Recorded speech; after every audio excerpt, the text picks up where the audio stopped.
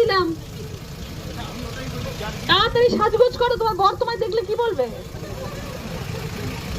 নির্বাচন উৎসবকে পাখির চোখ করে ময়দানে সমস্ত রাজনৈতিক দলের প্রার্থীরা। জনসংযোগ ও প্রচারে বিন্দু মাত্র জায়গা ছাড়তে নারাজ কেউ কাউকে। এরই মধ্যে হুগলি লোকসভা কেন্দ্রের তৃণমূলের তারকা প্রার্থী রচনা ব্যানার্জি যখনই প্রচারে বেরোচ্ছেন, তখনই তাকে দেখার জন্য হইচই শুরু হয়ে যাচ্ছে এলাকায়। সেই মতন শনিবার প্রচার ও জনসংযোগ করতে বেরিয়ে বিয়ের নিমন্ত্রণ পেলেন রচনা বন্দ্যোপাধ্যায়। ঘটনাটি বলাগড়ের একতারপুরের। সেই সময় একতারপুরে চলছে বিয়ের তোড়জোড়।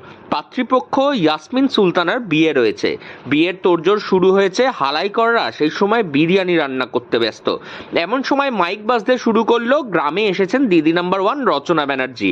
অমনি এক ছুটে হবু বউ দৌড়ে চলে এলেন রাস্তায় দিদি নাম্বার 1কে দেখার জন্য।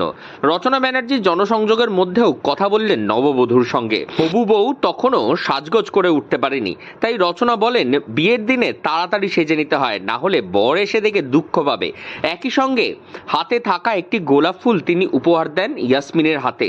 ইয়াসমিনের বাড়ির তরফেও নিমন্ত্রণ জানানো হয় রচনাকে তার বাড়িতে আসার জন্য। রচনা বন্দ্যোপাধ্যায় আগে প্রচার করলেন, কি বললেন, মানে আপনার সাথে কিভাবে পরিচয়টা হলো? আজকে উনি আমাদের বাড়ির সামনে দিয়ে যাচ্ছিলেন, তো সবাই বাইরে ছিলেন, এখান দিয়ে যাচ্ছিলেন, তো রচনাদি বলছিলেন কার বিয়ে, তো আমাদের বাড়ির সবাই বললো যে বিয়ে আছে, আমাকে ডাকলেন, ডেকে হাত মেলালেন আর আশীর্বাদ করে গেছেন। আমরা সবাই ইনভাইট করলাম, রচনাদি বলেছে পরে আসবো খেতে। আপনাকে কি দিলেন, উপহার কি দিলেন? গোলাপ ফুল দিয়েছে। আচ্ছা, আর কিছু বললেন? আর এমনি আশীর্বাদ করে গেছে, বলেছেন সুখী হও। আর বলেন তাড়াতাড়ি একটু সেজে গুজে নিতে বর আসবে। কি বললেন? তাড়াতাড়ি সে আসতে বলেছিল, আমি সাজিনি বলে বলছে বর এসে এভাবে পছন্দ হবে, তাড়াতাড়ি সেজে নিতে। আপনার নামটা কি? ইয়াসমিন সুলতানা। যদিও ব্যস্ততম দিনে প্রচারে থাকার দরুন রচনা বিয়ে বাড়িতে আসতে পারেননি ঠিকই, তবে বিয়ের বিরিয়ানির গন্ধ যে রচনাকে অল্প হলেও আকৃষ্ট করেছিল তা ফুটে উঠেছে তার বক্তব্যের মধ্যে দিয়ে। এ বিষয়ে রচনা বন্দ্যোপাধ্যায় তিনি জানান, একটি বিয়ে বাড়ি থেকে আমন্ত্রণ জানানো হয় তাকে, বিরিয়ানি খাওয়ার প্রস্তাবও দেওয়া হয়, কিন্তু প্রচারে তো যেতেই হবে, তাই যাত্রাপথের বিরিয়ানি খাওয়া তার আর হয়ে ওঠেনি। এদিকে বিরিয়ানি না খেলেও পাত্রীকে তিনি প্রাণ ভরে আশীর্বাদ করেছেন তার নবজীবনের জন্য। ঠিক কি হয়েছিল, কি বলেছিলেন রচনা বন্দ্যোপাধ্যায় শুনুন। এই না, আমি তোমায় গোলাপ দিলাম,